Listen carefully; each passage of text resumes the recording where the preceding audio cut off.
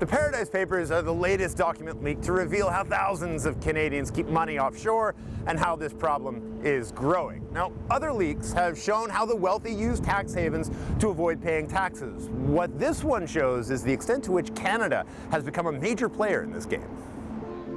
So, what are tax havens and why are they a particular problem for Canada?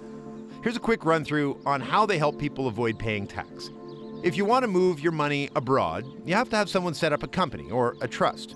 Pay someone to act as the director or trustee in that country, though they're usually a little more than a name on a paper. Then you can start to move your money into an account.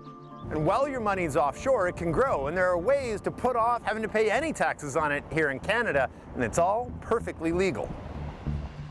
There's a lot of places you can choose to do this. There are more than 60 tax havens around the world, including Switzerland, Liechtenstein, Guernsey, and a lot of tiny islands in the Caribbean. Because in addition to sandy beaches, places like Bermuda, the Cayman Islands, the British Virgin Islands, they all have very, very attractive tax deals with Canada. Canada doesn't officially track the amount of money that's parked offshore, but there's an estimated $250 billion in Canadian money in tax havens, and that's just the money that's there legally. And all that money's costing Canadian taxpayers a lot. A conservative estimate suggests that Canada loses about $6 billion in tax revenue every year because of tax havens.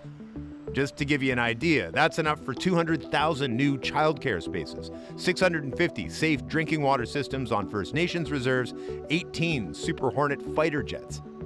To be clear, that's money that could be coming to Canada in taxes if it wasn't so easy to avoid paying those taxes by keeping it offshore. But it's not always done legally. Because these tax havens have very strict secrecy laws, those laws can be used for illicit ends. Which is why they can be used to launder money, hide money from, say, your spouse, or conceal illegal activities, because it can be hard to tell what money's yours and where it came from. So, why hasn't Canada cracked down on the rules that allow this to happen? Good question. Some politicians have tried to make the rules tougher, but instead of cracking down, Canada's made it in some ways easier to avoid tax this way.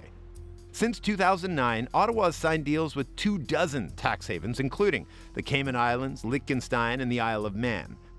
These deals are designed to compel those countries to share more information about Canadians who have accounts and money there, so less secrecy. But in exchange, they actually make it easier for Canadian companies to set up there and bring home the profits tax-free.